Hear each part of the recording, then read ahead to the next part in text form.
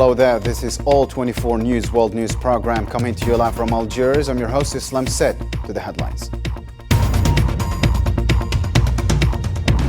Hamas resolves the ceasefire obstacles as Washington confirms that the agreement starts on Sunday. The occupation continues its aggression despite the ceasefire agreement, leaving 88 martyrs within 24 hours.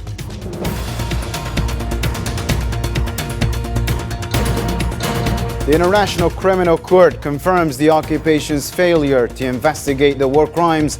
UN rapporteur says that Israel implicitly admits to war crimes in Gaza, and UNRWA reaffirms commitment to remain providing relief services in the Strip.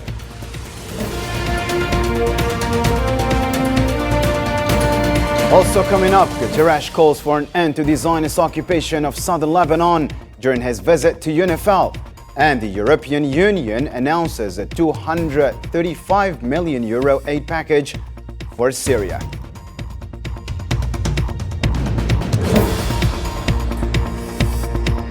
Russia and Iran signed strategic partnership agreement, opening new areas of cooperation. And Trump reveals a positive phone call with Xi Jinping before returning to the White House. Stay tuned to the details after the break.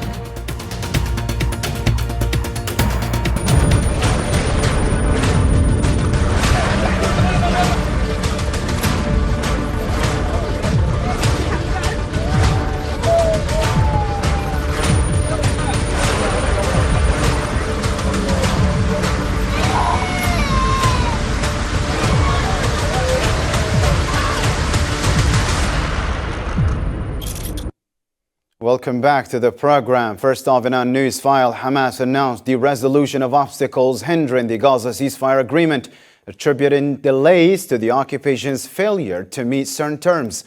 Zahar Jabarin, head of Hamas's Martyrs and Prisoners Office, confirmed the movement's commitment to a national prisoner exchange with release lists to be published in phases. He credited the resilience of Palestinians in Gaza as pivotal to the agreement's success.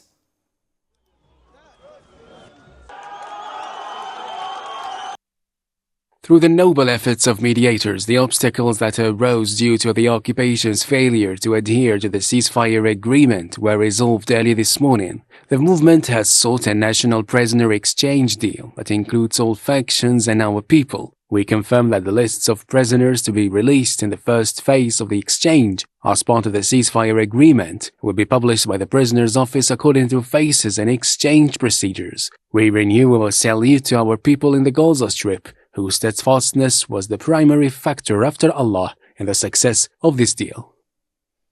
The U.S. Secretary of State Antony Blinken confirmed that the Gaza ceasefire will begin on Sunday despite the last-minute disputes over prisoner release lists. Speaking in Washington, Blinken acknowledged challenges in the difficult and risky negotiation process, but assured efforts are ongoing to resolve the issue. On the ceasefire, yes, I am confident, and I fully expect that implementation will begin, as we said, on Sunday. Look, it's not exactly surprising that in a process, in a negotiation that has been this challenging and this fraught, you may get a loose end. We're tying up that loose end as we speak. I've been on the phone in one way or another all morning with Brett McGurk, with our Qatari friends, and I'm very confident that this is moving forward, and we'll see the start of implementation of the agreement on Sunday. Moving on to the recent developments on the ground in Gaza Strip. 9 Palestinians were killed in Zionist shelling targeting Jabalia, north of the Strip. Medical sources reported that the casualties included family members of journalist Amr al-Sultan as the attack hit a house near Sultan Station in Jabalia al-Balad.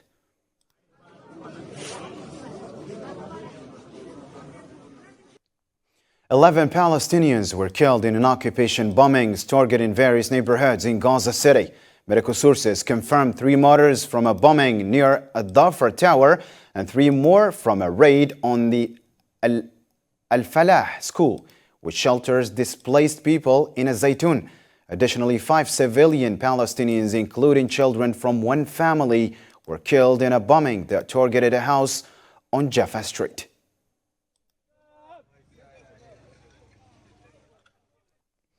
Palestinian medical sources confirmed on Friday that 5 civilians, including children, were killed in a Zionist bombing that struck the Gharab family's home in Al Mufti area, central Gaza. 2 mothers were retrieved, while 3 others remain trapped under rubble. Additionally, 4 Palestinians from the same family were killed in a bombing that targeted a house west of Nusayrat camp, with several others injured and transferred to hospitals.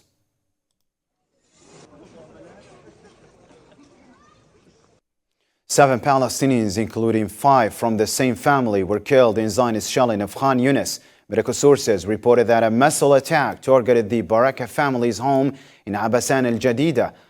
Additionally, 2 Palestinians were killed in a raid on a displaced people stand west of Khan Yunis.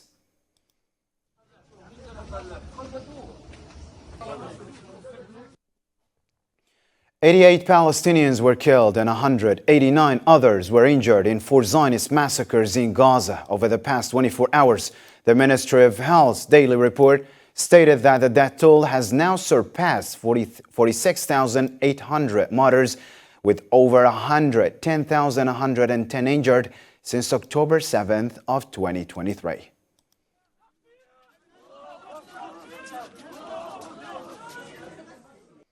Hamas accused the occupation of confirming its terrorist and fascist approach, pointing to the ongoing massacres across Gaza.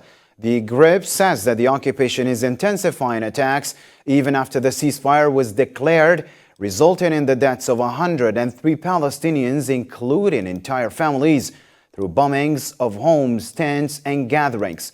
Hamas stressed that these actions are meant to undermine the ceasefire agreement, urging mediators to pressure what it described as war criminal Netanyahu and his extremist government to halt the violence. Since the announcement of the ceasefire agreement, the Zionist occupation has intensified its raids and escalated its crimes in Gaza Strip. Palestinians warn that the occupation forces are planning more brutal massacres before the ceasefire takes effect on Sunday. Nabil Khazini has more. As the clock ticks down to the promised ceasefire, the sky over Gaza remains shattered by the relentless sound of explosions. With every passing minute, the occupation forces remain resolute in their violent pursuit, unwilling to halt their deadly assault until the very last moment. It is a tragic testament to the brutal reality that even as the long-awaited ceasefire approaches, the suffering of Gaza continues unabated. I think the Israeli army's goal is to destroy the momentary joy and calm of the Palestinian people, even though that joy is broken. The Palestinian people, men and women, young and old, yearn for a ceasefire. But alongside the attacks, there is a Palestinian hope. Until the last moment, Palestinians resist. Even as the bombs fall, their spirits remain unbroken. With each pain felt, a promise and a vow to rise from the ashes. God willing, this truce will be good for us, despite the wounds, despite the pain, despite the martyrs and injuries, and those who are cut off. But thanks to God, we wish safety for our people in the south, and that we will see them, care for them, and meet with them, despite the pain and the homes that were destroyed. But God willing, it will end well. For even in the darkest hour, Palestinians write their future on the walls of destruction. They will rise, and when the ceasefire finally comes, it will not be the end, but a new beginning. The International Criminal Court Chief Prosecutor Karim Khan stated that Israel has made no real effort to investigate war crime accusations in Gaza. In an interview with Reuters, Khan defended his decision to charge Israeli occupation Prime Minister Benjamin Netanyahu with war crimes, expressing regret that sanctions were targeted at institutions instead of addressing genocide, war crimes, and crimes against humanity. But we're here as a court of last resort. And at the time of the application and at the time of the decision, and as we speak right now, we haven't seen any real effort by the State of Israel to take action that would meet the established jurisprudence, which is investigations regarding the same suspects for the same conduct. But that can change, and I hope it does. It is, of course, unwanted and unwelcome that an institution that is a child of Nuremberg, that is meant to focus on not politics, on the righteous, the necessary prohibition of genocide, war crimes and crimes against humanity, that the minute that institution is threatened with sanctions, it should make people take note. The UN High Commissioner for Human Rights in Palestine said that the Zionist occupation implicitly admitted its soldiers committed war crimes in Gaza by advising them not to release photos and evidence that could be used in external prosecutions. UN Special Rapporteur Francesca Albanese condemned the continued Zionist attacks on Gaza, emphasizing that universal jurisdiction is a vital tool for achieving justice when other means fail. Israel has implicitly acknowledged that its soldiers committed war crimes in Gaza by advising them to avoid sharing photos and footage that could serve as evidence to implicate them in foreign prosecutions. Global jurisdiction is a powerful tool for achieving justice when all other means fail. It allows countries or international organizations to prosecute individuals accused of crimes against humanity, regardless of where these crimes were committed. The United Nations Relief and Works Agency UNRWA in Gaza reaffirmed its commitment to staying in the Strip following the ceasefire agreement, ensuring continued humanitarian support. Sam Rose, Deputy Director of UNRWA Affairs in Gaza, confirmed on Friday that the agency would intensify efforts to provide medical and humanitarian assistance to Palestinians.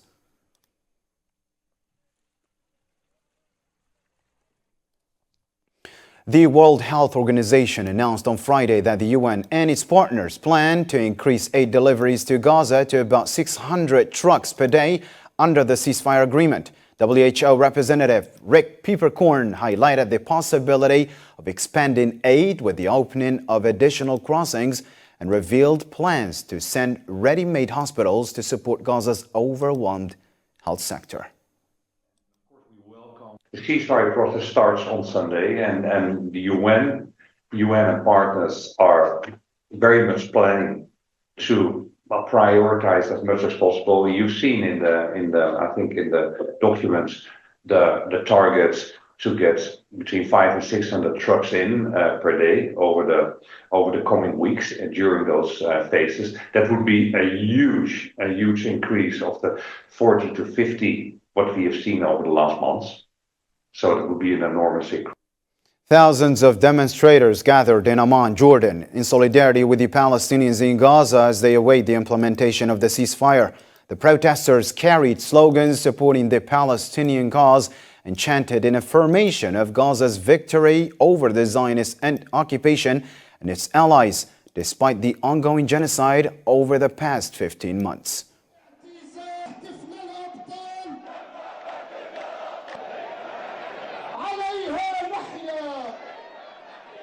Our message today is that Gaza and its resistance were triumphed over the armies of America, Israel, NATO, the G7 groups, and all these alliances that came with all their strength to fight Palestinian factions armed with light weapons. They have no army, no state, and no air defense. We say that Gaza was victorious despite the whole war of extermination.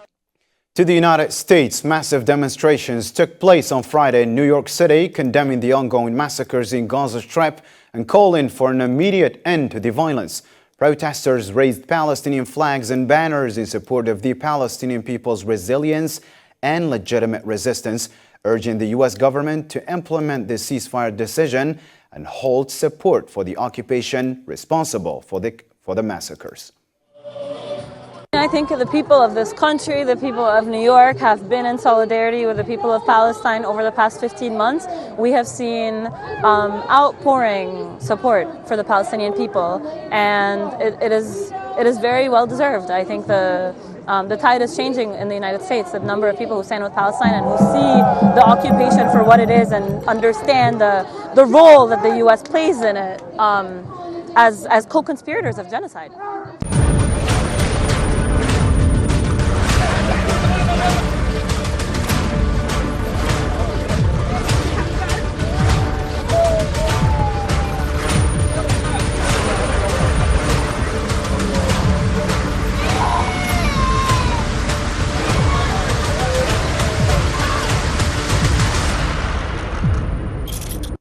Moving on to Yemen now, the Houthi Ansarullah group announced that its missile force targeted vital Israeli occupation positions in the Omar Rashrash area in southern occupied Palestine.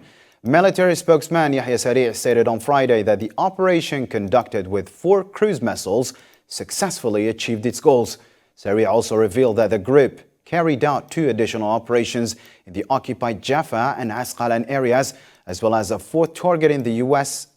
aircraft carrier USS Harry Truman in the northern Red Sea. The rocket forces carried out a military operation targeting vital targets of the Israeli enemy in the area of Omar Rashrash in occupied Palestine using 4 cruise missiles, and the operation successfully hit its targets thanks to God. The drone forces of the Yemeni armed forces carried out 2 military operations. The first one targeted 2 different sites in the region of occupied Jaffa, and this was using 3 drones. And the second operation targeted vital facilities of the enemy in the region of occupied Asqalan using a drone. And with God's grace, the 2 operations achieved their goals successfully.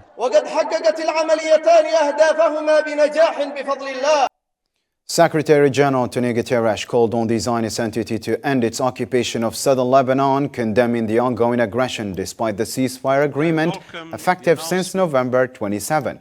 During his visit to the UN Interim Force in Lebanon, UNIFIL headquarters in Naqoura, Guterres emphasized that the Israeli occupation forces continue to occupy UNIFIL operating areas and carry out hostile actions within Lebanese territory.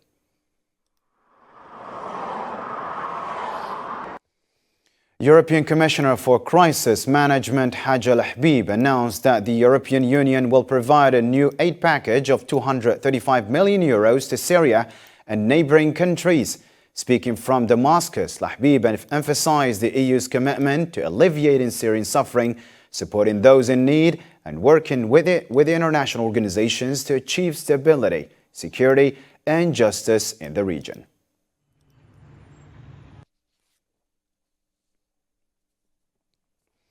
Algeria continued its diplomatic efforts to strengthen relations with African countries, enhancing cooperation through increased visits between Algerian officials and their African counterparts.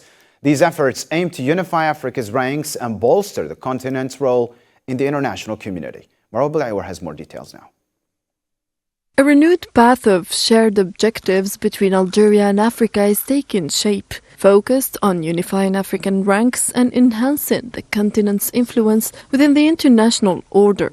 This vision underpins Algeria's commitment to fostering Algerian-African cooperation, reflected by a series of high-level visits and engagements. These efforts show Algeria's dedication to advancing African affairs, safeguarding the continent's interests, and addressing political, security, and economic challenges amid an increasingly polarized global landscape.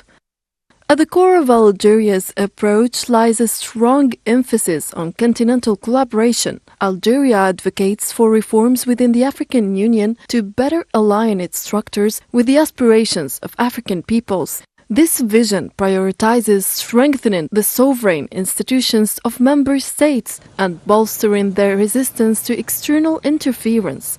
Algeria's goal is to unify Africa's voice and ensure its collective positions resonate on the global stage.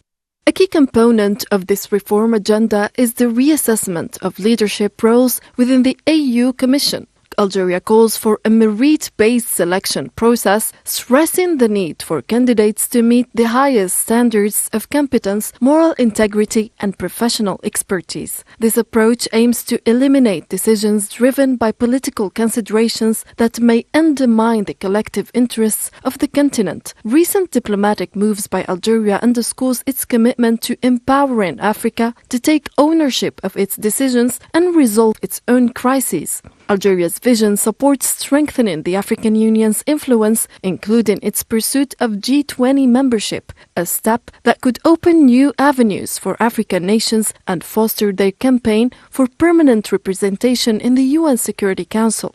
Algeria's bid for the vice presidency of the African Union Commission demonstrates its determination to lead these efforts. It reinforces Algeria's role as a driving force for unity, reform, and progress across the continent. Russian President Vladimir Putin and Iranian President Masoud Pezeshkian signed a comprehensive strategic partnership agreement in Moscow on Friday. Putin described the agreement as a significant advancement in Russia-Iran relations, highlighting constructive discussions on bilateral ties and regional matters. The agreement focuses on economic and trade cooperation in energy, the environment, and defense and security, with both countries aligning on many international issues, according to the Iranian embassy in Moscow. Важнейшим направлением российско-иранского сотрудничества является энергетика. Energy remains a crucial area of Russian-Iranian cooperation. The flagship joint project for the construction of 2 new units of the Basha nuclear power plant by Rosatom is making strides. Once implemented, this project will undoubtedly make a weighty contribution to enhancing Iran's energy security, spur national economic growth, and provide affordable and environmentally friendly electricity for Iranian households and industrial enterprises. For his part, Iranian President Masoud Pezeshkian stated that signing the agreement would open a new chapter in relations between Tehran and Moscow across various fields.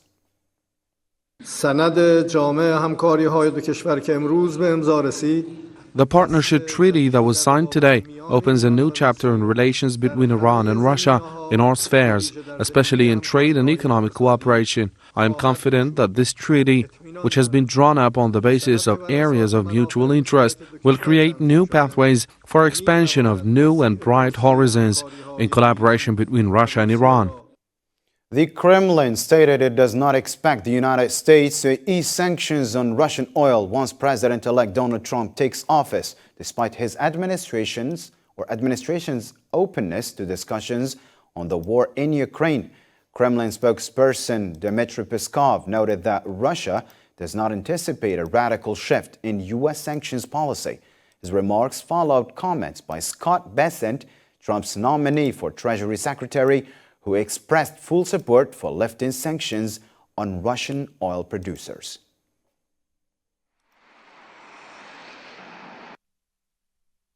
It's not a secret for anybody that despite certain declarations of political will for a dialogue, the new U.S. administration will not change fundamentally its stance on sanctions. There's no need to have some excessive expectations here. There can be no fundamental changes. Algeria renewed its call for both parties in the Ukraine conflict to engage in unconditional dialogue to achieve a cessation of hostilities. During a Security Council session on Ukraine, Algeria's UN permanent representative to Algerian UN representative to the UN, Ammar Benjama, urged both sides to exercise self-restraint and avoid hostile actions. He called on the international community to support comprehensive dialogue and direct efforts toward a just, lasting solution in line with the principles of the United Nations and addressing the security concerns of all parties. Have endured 3 years of devastation. The conflict is increasingly gaining intensity and widening, and interaction between the parties remain very tense. More important, this war is causing loss of innocent lives, immense suffering and displacement, and the destruction of critical civilian infrastructures. Moreover, escalation of hostilities are still marking the conflict, heavily driven by the logic of polarization. Real prospects for peace are for the moment almost inexistent. U.S. President-elect Donald Trump stated that he had a good phone call with Chinese President Xi Jinping on Friday, discussing issues such as trade and TikTok. Trump shared on social media that he expects to solve many problems together, emphasizing their commitment to making the world more peaceful and secure.